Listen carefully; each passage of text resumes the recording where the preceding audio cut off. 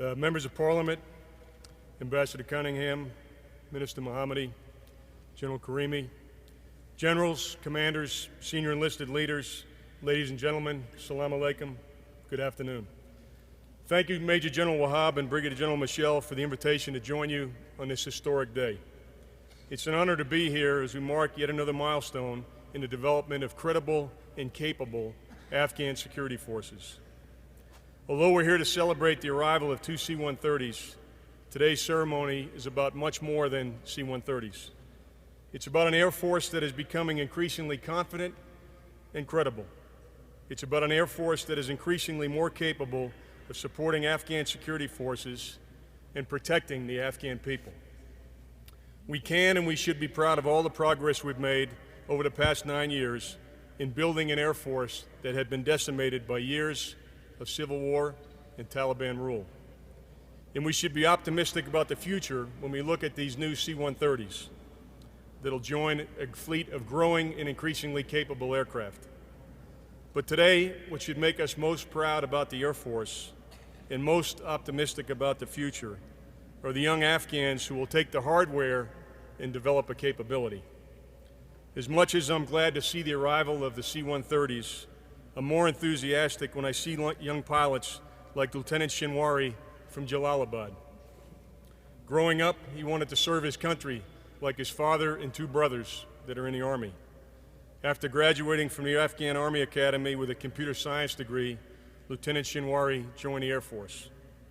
Since then, he's flown more than 240 hours in a Cessna 208, transporting troops and evacuating the wounded from the battlefield.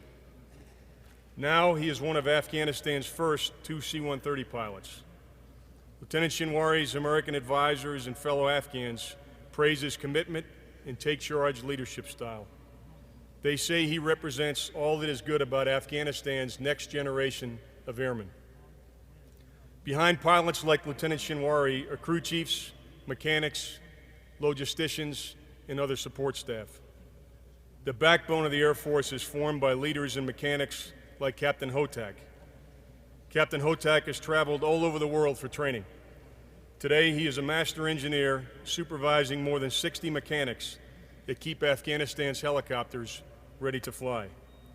Captain Hotak's American advisors and fellow Afghans praise his work ethic, his competence, and his leadership. The good news for Afghanistan is that there are 6,600 men and women in today's Air Force like Lieutenant Shinwari and Captain Hotak.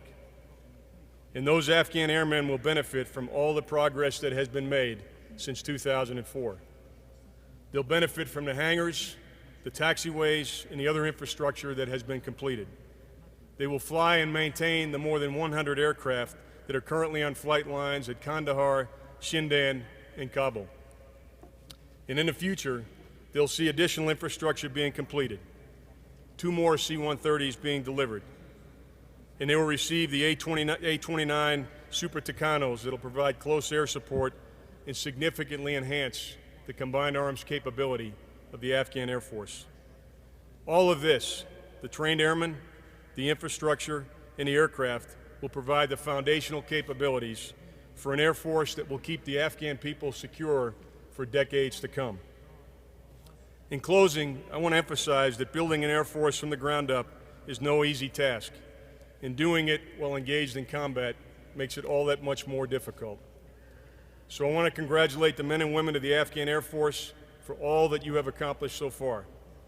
You are a source of pride for the Afghan people. I also want to thank the men and women of the NATO Air Training Command Afghanistan for all you've accomplished while working shoulder to shoulder with your Afghan counterparts. You are a reflection of the coalition's commitment to a stable, secure, and unified Afghanistan. I couldn't be more proud of your efforts. And now, ladies and gentlemen, it's my honor to introduce Ambassador James Cunningham, who serves as the direct representative of the President of the United States here in Afghanistan.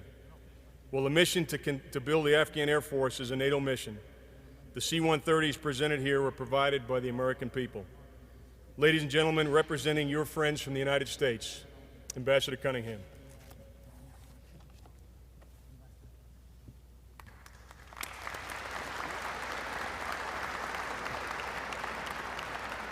از آقای جنرال دانفورد قماندان نیروهای ناتو آیساف اظهار تشکر و اکنون از آقای کنینگهم سفیر کبیر ایالات متحده آمریکا مقیم کابل خواهش میکنیم تا صحبت بفرمایند.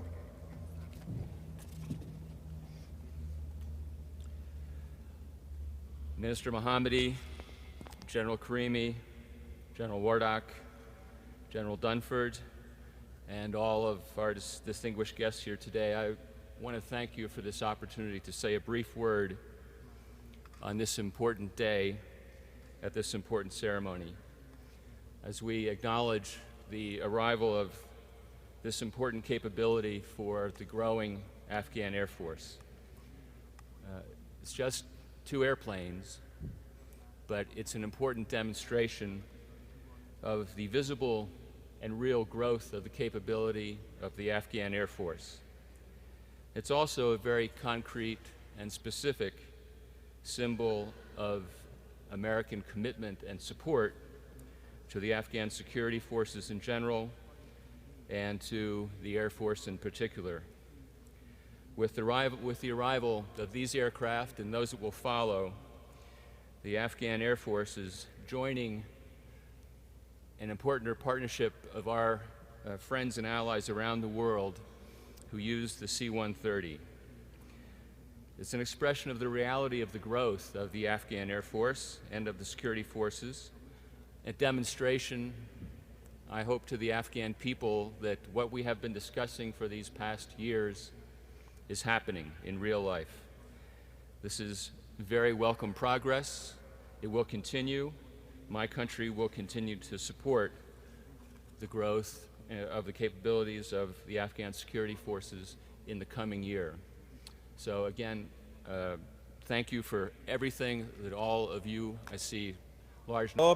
وزیر دفاع ملی جمهوری اسلامی C-130 از جانب